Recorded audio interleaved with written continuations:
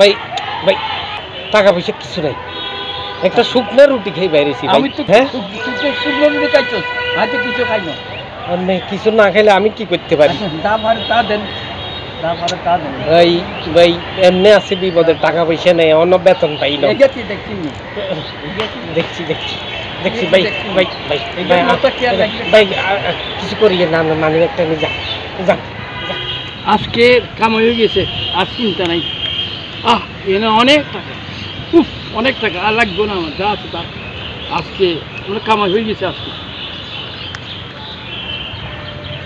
এখানে আপনারা এতক্ষণ যে ভিডিওটি দেখলেন, এটার মধ্যে দিয়ে আমাদের কিছু শিখার আছে। শিখার আছে কি, এই যে ছিনতাইকারী আমাকে ধরলো, ছিনতাইকারী ধরে আমার কাছ থেকে আমার মানি ব্যাগটা নিয়ে চলে গেল। এরকম মানি ব্যাগের মধ্যে যদি এখন আমার সব টাকা থাকে, তাহলে ওই দিনের জন্য আমি শেষ। মানে আমি হয়তো এমন হতে পারে বাসায় পৌঁছাইতেও আমার সমস্যা হতে পারে। তো মানে রাস্তাঘাটে আমি একটা বিব্রতকর পরিস্থিতিতে পড়ে যাইতে পারি। তো এই জন্য আমি বলবো টাকাটা আপনারা ভেঙে ভেঙে রাখবেন পকেটের বিভিন্ন জায়গায়, বিভিন্ন পকেটে।